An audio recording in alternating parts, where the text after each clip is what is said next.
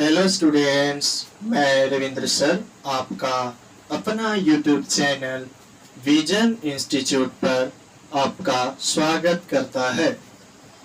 आज हम आप लोगों के बीच खास करके जो विद्यार्थी मैट्रिक पास आउट होने के बाद 11th में इंटर में अपना नामांकन साइंस स्ट्रीम से करना चाहते हैं, उनके लिए हम आज फिजिक्स का लेक्चर लेकर के आए हैं। तो चलिए बिना समय का जाया करते हुए हम आज का पहला चैप्टर फिजिकल वर्ल्ड का फर्स्ट लेक्चर स्टार्ट करते हैं।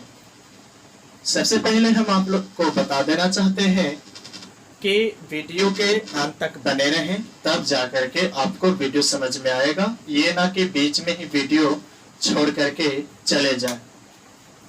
तो आइए हम स्टार्ट करते हैं। अगर आप 11th फिजिक्स का फर्स्ट चैप्टर उठाते हैं तो वहां पर सबसे पहला चैप्टर फिजिकल वर्ल्ड पढ़ने को मिलता है। हालांकि कुछ शिक्षक जो होते हैं वो इस चैप्टर को स्किप करके आगे बढ़ जाते हैं, तो हमें वैसा नहीं करना है। हमें इस चैप्टर को समझना है। इस चैप्टर को समझने के पीछे सबसे बड़ी वजह है कि हम पूरा जो फिजिक्स पढ़ेंगे तो हमें फिजिक्स के प्रति इंटरेस्ट जगाना होगा, ठीक है। तो सबसे पहले फिजिक्स को हम हर्ट के सॉफ्ट कॉर्नर से सोचेंगे, अर्थात हम लोग फिजिक्स को समझने के लिए फिजिक्स से हमें लगाव करना होगा। और हम आपको भरोसा दिलाते हैं कि जैसे जैसे आप फिजिक्स को पढ़ते जाएंगे वैसे वैसे आपका इंटरेस्ट इसके प्रति जागते जाएगा। फिजिक्स एक बहुत ही इंटरेस्टेड सब्जेक्ट है, क्योंकि फिजिक्स जो है वो नेचर में घटने वाली घटनाओं का अध्ययन है। तो आइए हम बिना समय का जाया ना करते हुए स्टार्ट करते हैं। अब यहाँ पे तो सबसे पहले हमें इस चैप्टर्स के अंतर्गत हम लोग को समझना होगा कि what is physics. What is physics? Physics क्या है? फिजिक्स क्या है? इसको समझने के लिए हमें समझना होगा कि फिजिक्स की उत्पत्ति कहां से हुई। तो आपको बता दें कि फिजिक्स की जो उत्पत्ति हुई है वो ग्रीक वर्ड, कौन सा वर्ड? ग्रीक वर्ड फ्यूजिका से हुआ है। फ्यूजिका, देख पा रहे होंगे आप, फ्यूजिका। और ग्रीक वर्ड में इसका मतलब यहाँ पे प्रकृति होता है, ठीक है। तो यहां से हम कह सकते हैं कि physics is just a study of nature. Nature माने प्रकृति। तो फिजिक्स क्या है? तो फिजिक्स जो है नेचर का ही अध्ययन है। अब यहाँ से बात होता है कि प्रकृति में हम लोग क्या अध्ययन करेंगे, है ना। हमारे प्रकृति की अगर आप चारों तरफ नजर दौड़ाते हैं तो आप देखेंगे कि हमारे प्रकृति में बहुत सारे घटनाएं घटते हैं, जैसे बिजली का चमकना। हम बोल रहे हैं, आप सुन पा रहे हैं, ये भी किसका देन है? फिजिक्स का देन है। प्रकाश के कारण हम किसी वस्तु को देख पाते हैं, आप सुन पा रहे हैं, सब क्या है? फिजिक्स है। किसी भी चीज को, वस्तु को हम अगर ऊपर फेंकते हैं तो वो कहाँ चलाता है? नीचे चलाता है। तो ये सब क्या है? इस सब का ही अध्ययन क्या कहलाएगा? फिजिक्स कहलाएगा। समझ गए? तो फिजिक्स क्या है? तो फिजिक्स प्रकृति में घटने वाले घटनाओं का क्या है? अध्ययन है। तो प्रकृति में घटने वाली घटना क्या क्या है? आप खुद से भी एग्जाम्पल ले सकते हैं। आप सोचिएगा, विचार करिएगा, एग्जाम्पल देखिए, बहुत सारा आपका उदाहरण मिलेगा। बादल का गरजना, तो बारिश का होना, ठीक है। और आप अगर पृथ्वी पे चल पा रहे हैं तो फ्रिक्शन का देन है, तो वो भी कहीं ना कहीं फिजिक्स को ही दर्शाता है। तो आइए हम लोग यहाँ पे फिजिक्स का डेफिनेशन लिखेंगे। तो फिजिक्स क्या है? तो फिजिक्स जो है वो नेचर में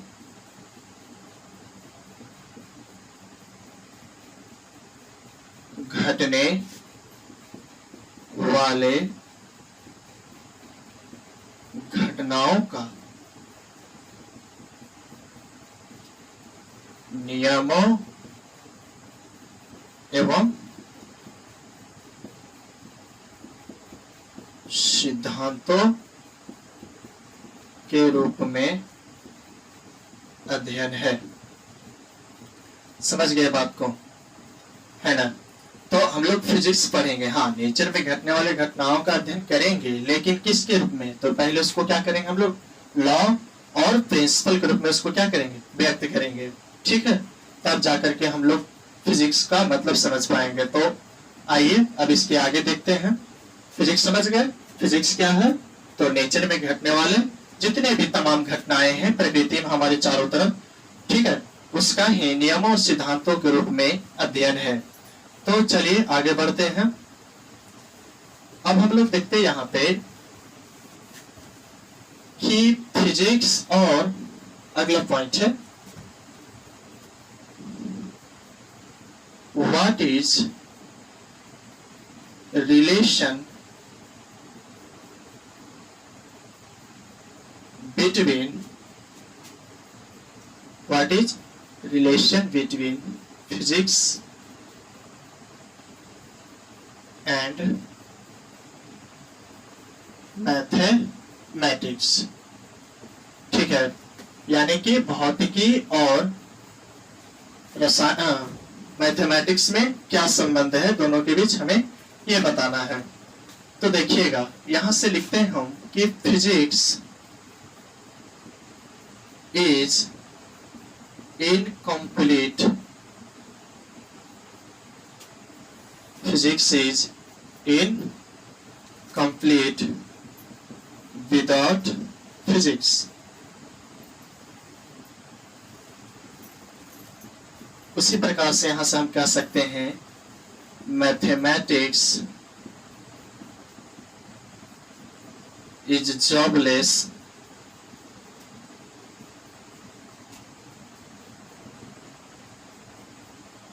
विदाउट फिजिक्स, अर्थात भौतिकी गणित के बिना अधूरा है। उसी प्रकार से हम कह सकते हैं कि गणित जो है फिजिक्स के बिना, भौतिकी के बिना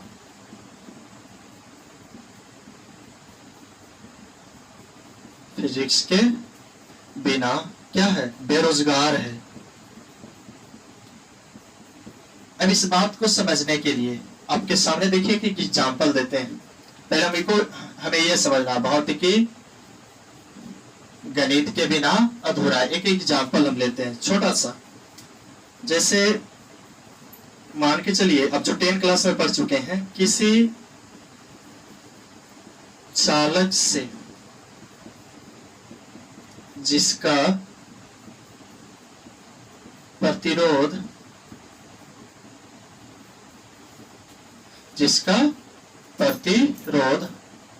8 ओम है से 2 एम्पियर की धारा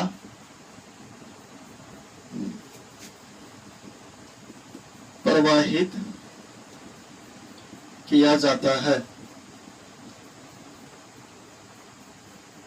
चालक के सिरों के बीच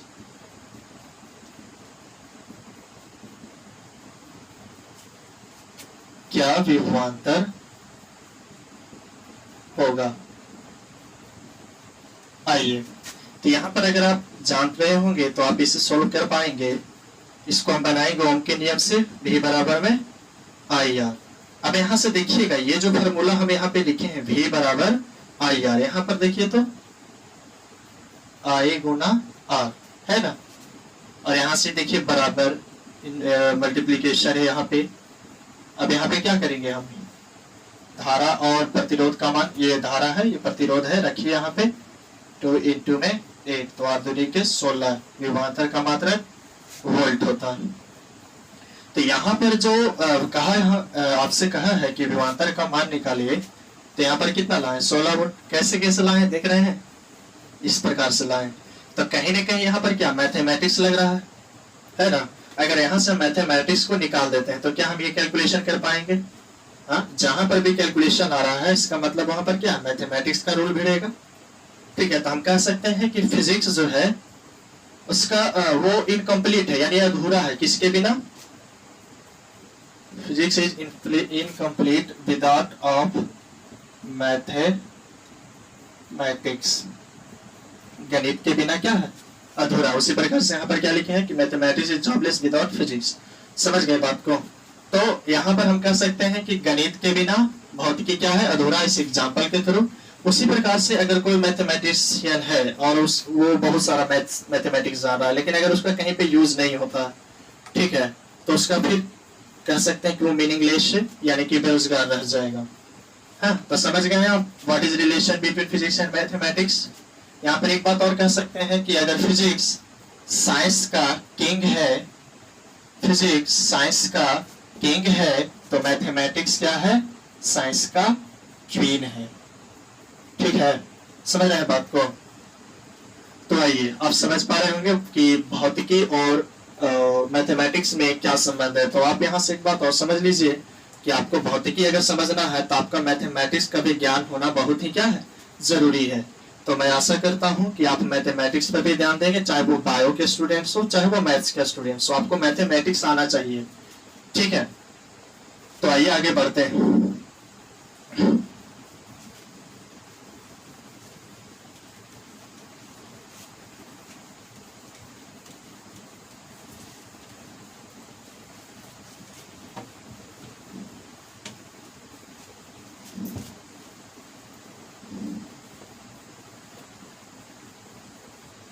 चलिए अब हम लोग यहाँ पर देखते हैं फिजिक्स को पढ़ने के लिए, फिजिक्स को अच्छे तरीके से समझने के लिए फिजिक्स का दो प्रिंसिपल है। ठीक है, फिजिक्स को अगर समझना है तो वो दो प्रिंसिपल का अनुपालन करना होगा। वो दो प्रिंसिपल कौन कौन है। तो पहला है unification, unification, and second reductionism.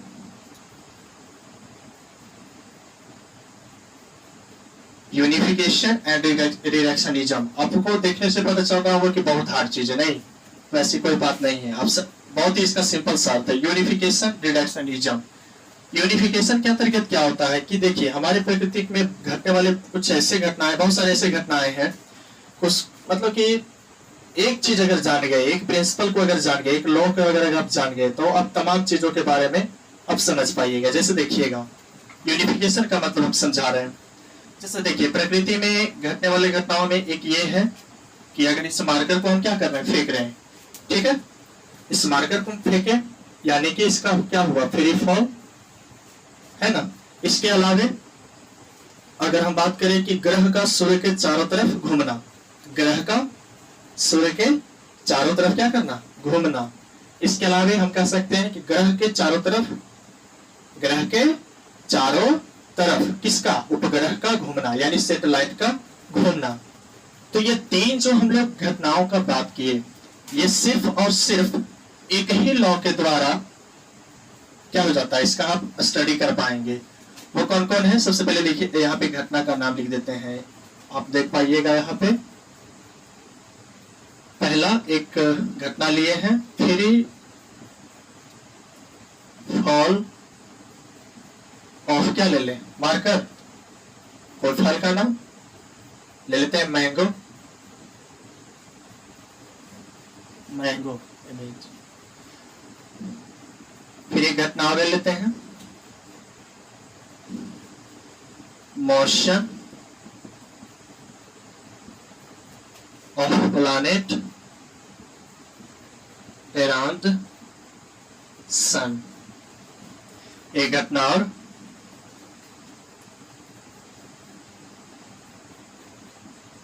Motion of satellite around, motion of satellite around planet। Mango का फ्री फॉल यानी कि मैंगो का, आम का मुक्त पतन।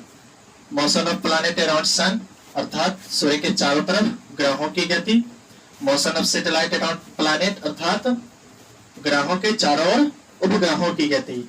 ये जो तीन घटनाएं आप यहाँ पे देख पा रहे हैं, ये सिर्फ और सिर्फ एक ही रूल के, एक ही लॉ के द्वारा, और वो है न्यूटन्स का ग्रेविटेशनल लॉ,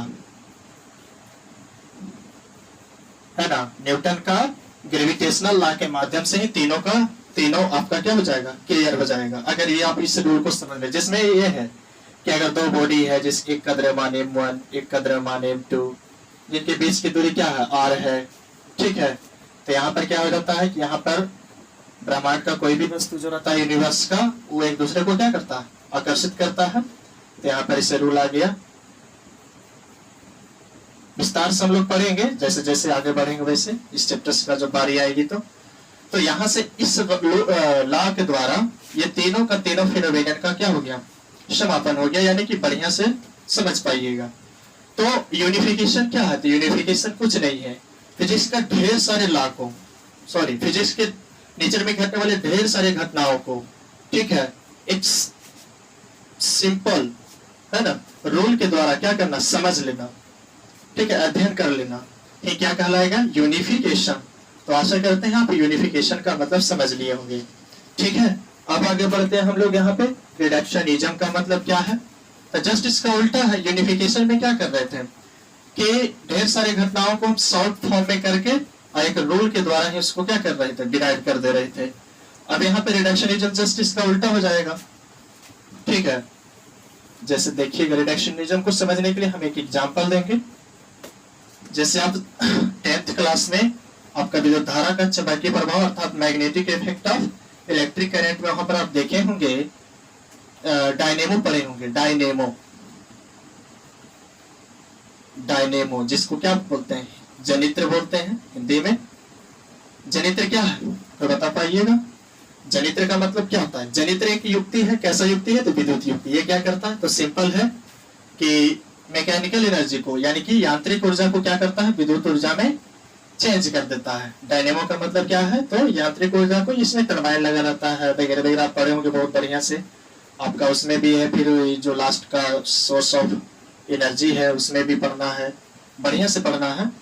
तो डायनेमो क्या है, तो जस्ट ये क्या है, इट इज अ डिवाइस, है ना, जो क्या करता है, मैकेनिकल एनर्जी को मैकेनिकल एनर्जी को इलेक्ट्रिकल एनर्जी में अर्थात यांत्रिक ऊर्जा को विद्युत ऊर्जा में क्या करता है, कन्वर्ट करता है। डायनेमो इस प्रकार से होता है, शॉर्ट में ऐसे ही बना दे रहे हैं। इसमें टरबाइन लगा रहता है यहाँ पे, ठीक है, इसको क्या करते हैं, घुमाते हैं, तो यहाँ से क्या करता है, बिजली निकल सकता है। सिंपल में आप मोटर जो होता है डीवीडी वगैरह में पहले लगता था, अभी ठीक है, तो उसमें इस्तेमाल होता है मोटर जो आप यूज करते हैं, सॉरी। तो वो जो मोटर है वो एक सिंपल में जनित्र के जैसे व्यवहार करता है। वो डीसी जनित्र होता है, लेकिन हम जनित्र का बात करें तो हटाइए उतना। तो जनित्र क्या है, तो सिंपल में जनित्र क्या है, तो यांत्रिक ऊर्जा को विद्युत ऊर्जा में बदलने वाला यह एक यंत्र है। अब हमें डायनेमो के बारे में समझना। अगर हम आपके सामने एक डायनेमो ला करके रख दें तो आप कुछ नहीं समझ पाइएगा, ठीक है। अगर आपसे कहें कि डायनेमो तुम बना दो तो नहीं बना पाओगे। तो इसके लिए हमें क्या करना होगा कि डायनेमो में कौन कौन से पार्ट हैं, ठीक है, डायनेमो में कौन कौन से पार्ट हैं, हमें उसके बारे में समझना होगा। तो डायनेमो में कौन कौन सा पार्ट होता है, मैग्नेट होता है, मैग्नेट माने चुंबक, ठीक है। और क्या होता है इसमें, क्वाइल होता है, क्वाइल कुंडली। और इसमें क्या होता है, क्वाइल हो गया, फिर स्लिप रिंग। अगर तीनों के मैकेनिज्म के बारे में अगर आप समझ लेते हैं, तीनों के बारे में समझ लेते हैं कि मैग्नेट का इसमें क्या रोल है, क्वाइल का क्या रोल है ना, स्लिप रिंग का क्या रोल है, अगर तीनों को समझ ले रहे हैं तो आप डायनेमो के बारे में भी क्या करते हैं, समझ लीजिएगा, ठीक है।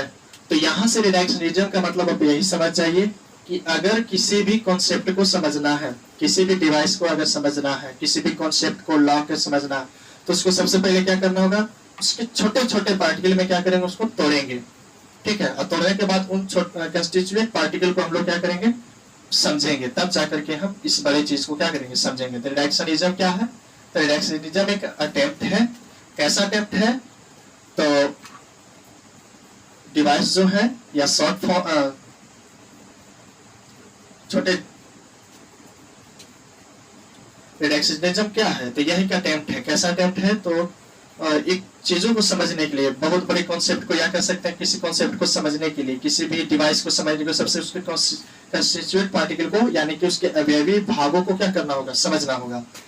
तो आप यूनिफिकेशन और रिडक्शनिज्म का मतलब समझ लिए होंगे। चलिए अब आगे बढ़ते हैं।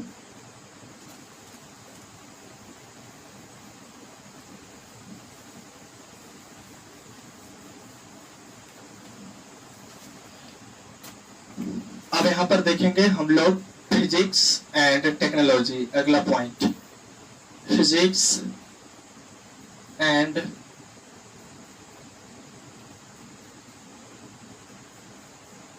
फिजिक्स समझ रहे हैं, टेक्नोलॉजी प्रौद्योगिकी। टेक्नोलॉजी का मतलब यहाँ क्या हो जाएगा, प्रौद्योगिकी। समझ रहे हैं। अब यहाँ से इसका मतलब क्या है हमें यह समझना है। तो यहाँ पर इन दोनों बातों को समझने के लिए आपको ये समझना होगा, जैसे आपसे पूछा जाए कि बताइए तो कि वाष्प इंजन का आविष्कार किसने किया, तो जाहिर सी बात है कि वाष्प इंजन का आविष्कार किसने किया, जेम्स वाट ने किया। तो वाष्प इंजन में क्या था, वाष्प इंजन में क्या था? तो वाष्प इंजन में था कि उसमें वाटर गर्म करते हैं, वो वाष्प बनता है और फिर उसी वाष्प को काइनेटिक एनर्जी के रूप में उसको क्या करते हैं, यूज करते हैं।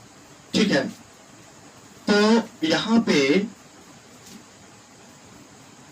जब टेक्नोलॉजी आया, कौन सा टेक्नोलॉजी, स्टीम इंजन आया।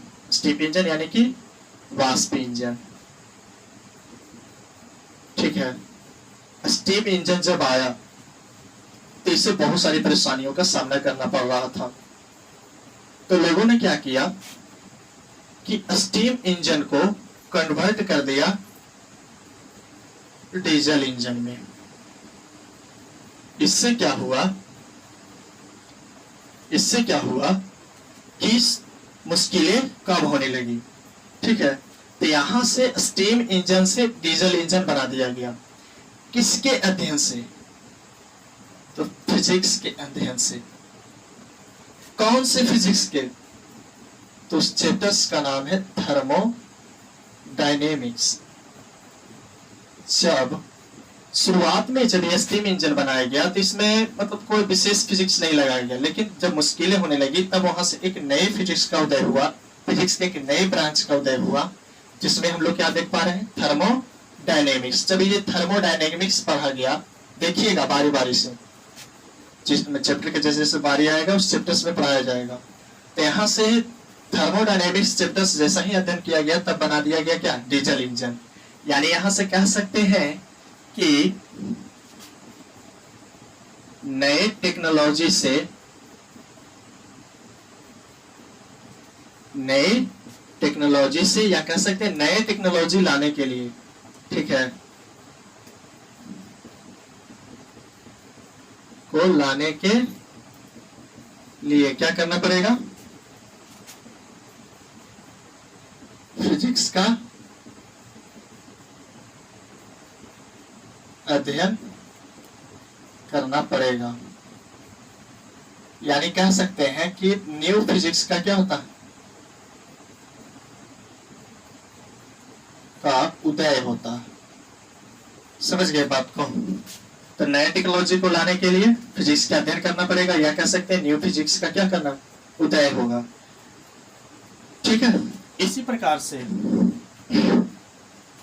अगर हम कहें कि टेक्नोलॉजी से, टेक्नोलॉजी को विकसित करना है,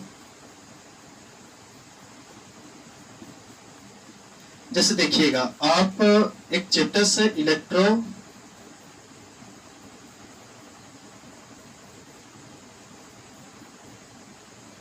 मैग्नेटिक वेव, इलेक्ट्रोमैग्नेटिक वेव, विद्युत चुंबकीय तरंग। ये पहले से ही ये कॉन्सेप्ट हम लोगों के सामने, बहुत पुराने जमाने से इलेक्ट्रोमैग्नेटिक वेव का अध्ययन लोग, वैज्ञानिक लोग करते आ रहे हैं, इनके बारे में जानकारी, लेकिन किन्हीं को नहीं पता था कि इसका यूज कहाँ पे है। समझ रहे हैं बात को? ये जो चैप्टर है किसी को नहीं पता था कि इस चैप्टर्स का यूज कहाँ पर है, लेकिन जैसे जैसे टेक्नोलॉजी का आविष्कार होते गया, जैसे जैसे लोगों को जरूरत बढ़ते गया, वैसे वैसे इस चैप्टर से जानते हैं इस चैप्टर्स का यूज कहाँ पे हुआ। तो आप घर पे बैठे रहते हैं और दूसरी जगह फोन लगा करके बात कर लेते हैं, ठीक है, तो मोबाइल का उदय हुआ, यानी कह सकते हो वायरलेस कम्युनिकेशन, वायरलेस कम्युनिकेशन।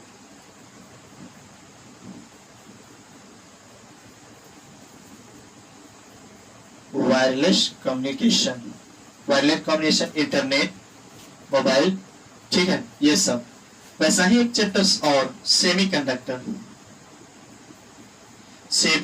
का भी वही हाल था, सिर्फ पढ़े जा रहा था लोग, लेकिन इसका यूज कहाँ पर है किसी को पता। लेकिन जैसे जैसे टेक्नोलॉजी का क्या होता है, जरूरत पड़ते गया है, वैसे वैसे इसका यूज होने लगा, इस चैप्टर्स का यूज होने लगा मोबाइल बनाने में, टीवी बनाने में, कंप्यूटर बनाने में। समझ आए बात को? तो यहां से कह सकते हैं कि नए टेक्नोलॉजी को लाने के लिए फिजिक्स, यहाँ पे फिजिक्स एंड टेक्नोलॉजी में रिलेशन हम बता रहे हैं कि नए टेक्नोलॉजी को लाने के लिए फिजिक्स का अध्ययन करना पड़ेगा, न्यू फिजिक्स का लाना पड़ेगा, ठीक है। जैसे यहाँ पे स्टीम इंजन बना दिया गया था, लेकिन लोगों को थर्मोडायनेमिक्स के बारे में जानकारी नहीं थी, थर्मोडायनेमिक्स चैप्टर लाया गया, उसके बारे में विशेष अध्ययन किया गया, तब जाकर के एक नई टेक्नोलॉजी आया, कौन? डीजल इंजन, पुराने टेक्नोलॉजी से नए टेक्नोलॉजी।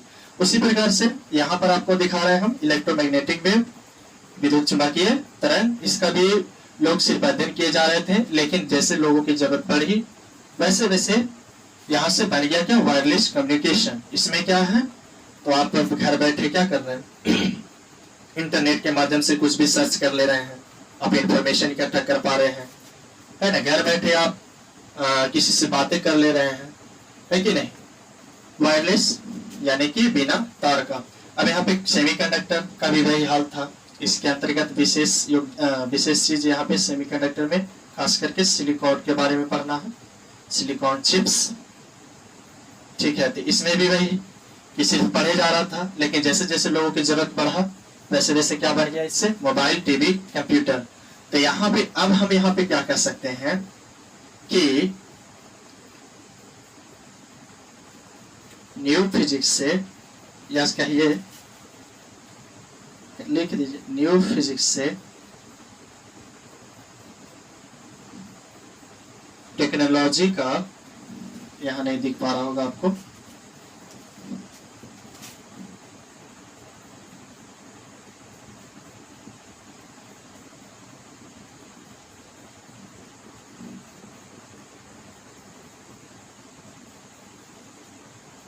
टेक्नोलॉजी का निर्माण होता है। समझ गए बात को? चलिए वही करते हैं, ये बात भी आप समझ लिए होंगे। आइए अब आगे बढ़ते हैं।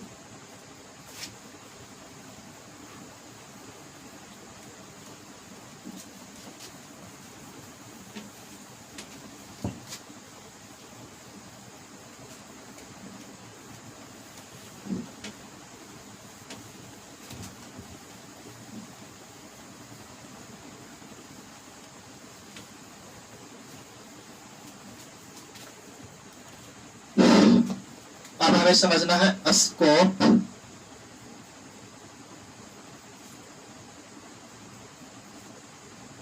And excitement of physics. Scope and excitement of physics. Scope के अंतर्गत हम लोग क्या देखेंगे कि फिजिक्स में कौन कौन सी चीजें पढ़ने हैं। इस 11th 12th क्लास में हमें फिजिक्स का कौन कौन सा चैप्टर पढ़ना, हम लोग इसमें ये देखेंगे। एक्साइटमेंट, इस चैप्टर्स को पढ़ने के बाद हम लोग को कैसा अनुभव होगा उसके बारे में देखेंगे। तो आइए फिलहाल अभी क्या देखते हैं, स्कोप ऑफ फिजिक्स। तो अभी कुछ देर के लिए हम वीडियो को स्टॉप करते हैं। चलिए अब यहाँ पे आप देख पा रहे होंगे हमने स्कोप ऑफ फिजिक्स यानी कि फिजिक्स के अंतर्गत हमें पढ़ना क्या है, तो इसको पहले हम दो भाग में बांट दिए, एक है माइक्रोस्कोपिक फिजिक्स और एक है माइक्रोस्कोपिक फिजिक्स। पढ़ दीजिएगा ध्यान से, लग रहा होगा दोनों शब्द, लेकिन ए आई माइक्रो। यहाँ पे माइक्रोस्कोपिक फिजिक्स में हम लोग क्या पढ़ेंगे, तो इसके अंतर्गत हम पढ़ेंगे बड़े बड़े पार्टिकल को लेकर के। माइक्रोस्कोपिक फिजिक्स में क्या पढ़ेंगे, तो छोटे पार्टिकल जो हमारे आंख से नहीं देख पाती है उसके बारे में हम लोग उसमें पढ़ना। एटम क्या देख पाती है, देखिए यहाँ पे। तो माइक्रोस्कोपिक फिजिक्स में भी देखिए इसको भी चार भागों में बांट दिए। पहले क्या है, मैकेनिक्स है, फिर क्या है, थर्मोडायनेमिक्स है। घबराइए नहीं, इतना सारा देख करके आप नहीं घबराइए, आपको सब पढ़ना। फिर है इलेक्ट्रोमैग्नेटिज्म, फिर चौथा, ठीक है, ये वाला चैप्टर्स, ये जो दोनों चैप्टर्स है ये आपका 11th में पढ़ना है, दोनों के दोनों, ठीक है। और ये दोनों चैप्टर 12th में। अब अगर आप इसको देख पा रहे होंगे, ये भी आप 12th का पोर्शन कहिए, 12th में ही पढ़ना। तो माइक्रोस्कोपिक फिजिक्स के मैकेनिक्स के अंतर्गत हम लोग क्या पढ़ना है, मैकेनिक्स मतलब कि वस्तु का चलने का कारण क्या, वो किस प्रकार से चलता, ठीक है, उसके बारे में इसमें हम लोग को पढ़ना। मैकेनिक्स में क्या पढ़ना, मोशन, गति के नियम, वर्क, एनर्जी एंड पावर, देख पा रहे हैं, रोटेशनल मोशन, घूमने वाला, ग्रेविटेशन, गुरुत्वाकर्षण, प्रॉपर्टीज ऑफ सॉलिड, ठीक है, liquid, oscillatory motion, wave mechanics, ठीक है। तो ये मैकेनिक्स पार्ट के अंतर्गत हमें क्या करना है, पढ़ना। ये थर्मोडायनेमिक्स आप देख रहे हैं, थर्मोडायनेमिक्स में क्या हम लोग पढ़ना है, विशेष करके टेम्परेचर और हीट, इसी के बारे में हम लोग इसमें पढ़ना। हीट इंजन, ठीक है, टेम्परेचर, लॉ ऑफ थर्मोडायनेमिक्स के नियम, हीट इंजन, कुछ देर पहले इसके बारे में जिक्र किए थे, स्टीम इंजन वहां पर बोले थे, कंडक्शन, कन्वेक्शन एंड रेडिएशन, ठीक है, उष्मा स्थानांतरण के तरीका, ठीक है। फिर इलेक्ट्रोमैग्नेटिक चैप्टर आ जाता है, 12th पोर्शन है। इसमें क्या पढ़ना हम लोग को, चार्ज, ठीक है, करंट डिवाइसेस यानी कि करंट इलेक्ट्रिकल डिवाइसेस, चार्ज पे जो काम करता है, मैग्नेटिज्म, चुंबक के बारे में पढ़ेंगे, इलेक्ट्रोमैग्नेटिक करंट, इसमें क्या देखेंगे हम लोग, तो किस प्रकार से इलेक्ट्रोमैग्नेटिक करंट का क्या होता है, उत्पन्न होता है। इतना चीज जानने के बाद ये आप समझ पाइएगा, ठीक है। सॉरी, इसका यहाँ पे इलेक्ट्रोमैग्नेटिक इंडक्शन, विद्युत चुंबकीय प्रेरण, इलेक्ट्रोमैग्नेटिक इंडक्शन,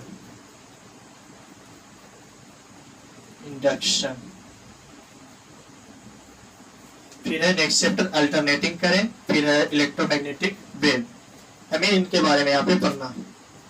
फिर यहाँ पे ऑप्टिक्स पोर्शन के अंतर्गत क्या क्या है, रिफ्लेक्शन, जो कि दर्पण में हम लोग पढ़ेंगे, मिरर में, रिफ्रैक्शन, लेंस में, डिवाइसेस जो लाइट पे काम करता है वो डिवाइसेस, जैसे सूक्ष्मदर्शी हो जाएगा, टेलीस्कोप हो जाएगा, वो चीजें हम लोग इसमें देखेंगे। फिर यहाँ पे है क्या, माइक्रोस्कोपिक फिजिक्स, इसको एक नाम और दे सकते हैं, क्वांटम फिजिक्स, क्वांटम फिजिक्स, इसको मॉडर्न फिजिक्स भी कह सकते हैं,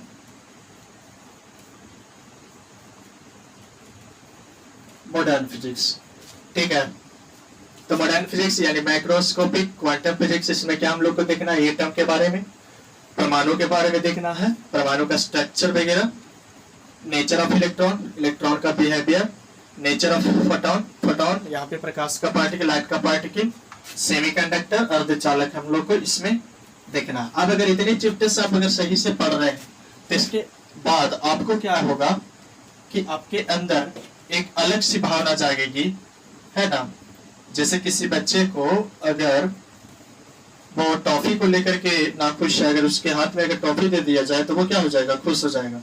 तो उसी प्रकार से हम लोग यहाँ पे बड़े स्तर पर अगर लें, अगर इतनी चीजों का अगर आप पढ़ पा रहे हैं, बढ़िया से पढ़ पा रहे हैं, समझ पा रहे हैं, तो आपके अंदर एक एक्साइटमेंट आएगा फिजिक्स के प्रति, है ना। तब जाकर के आपको हकीकत में फिजिक्स से प्यार होगा।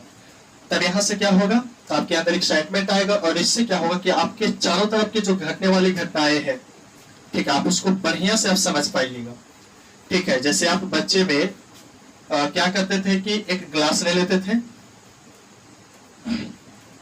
अब ग्लास में क्या करते थे, पूरा लबालब पानी भर देते थे इसमें, इस पे कार्डबोर्ड रख देते थे, ठीक है। अब क्या करते थे, इसको इस प्रकार से उलट करके जब इसको देखते थे तो ये गिरता नहीं था, लेकिन हम तब वहां पे नहीं समझ पा रहे थे इसका कारण क्या है। लेकिन आप जैसे 7-8 स्टैंडर्ड में पढ़े होंगे तो इसका कारण क्या है कि अगर इस तरीका से पलट भी दिया जाए तो पानी गिरता नहीं है, नहीं कार्डबोर्ड गिरता है। तो इसका कारण क्या है, तो आपको बाद में पता चला होगा कि नहीं, इधर से भी क्या पड़ता, प्रेशर पड़ता, ठीक है। और इसी प्रेशर के कारण क्या, वायुमंडलीय दाब के कारण ये कार्डबोर्ड नहीं है। तो आपके अंदर मैंने कि इतना चीज पढ़ने के बाद जो डेली रूटीन में आपके दैनिक जीवन में जो भी घटनाएं घट रही है, आप उसके बारे में बढ़िया से समझ पाइएगा, ठीक है। फिर इसके आधार पर आप क्या करिएगा, तो नए नए एक्सपेरिमेंट कर पाइएगा, है ना। इतना चीज अगर जानने के बाद एक्सपेरिमेंट कर पाइएगा, अब उस एक्सपेरिमेंट को क्या करेगा, अपने प्रयोग में लाइएगा और विभिन्न प्रयोगों को जोड़ करके आप कह सकते हैं कि आप एक साइंटिस्ट भी बन सकते हैं अगर आप बढ़िया से पढ़े तो, ठीक है। समझ गए बात को। तो चलिए, आपका फिजिकल वर्ल्ड जिस चैप्टर्स का शुभारंभ किए थे उसका द एंड हो गया। तो नेक्स्ट चैप्टर में हम लोग बात करेंगे यूनिट एंड डायमेंशन का। तो आशा करते हैं कि अभी तक ये वीडियो अच्छा ही लगा होगा। तो अगर नहीं समझ तो एक बार और देखिए इसे, ठीक है। और जो भी विद्यार्थी है जो हमसे नहीं जुड़ पा रहे हैं, आप उनके पास शेयर करें ताकि इसका लाभ उठा पाए। चलिए, तो थैंक्स, धन्यवाद।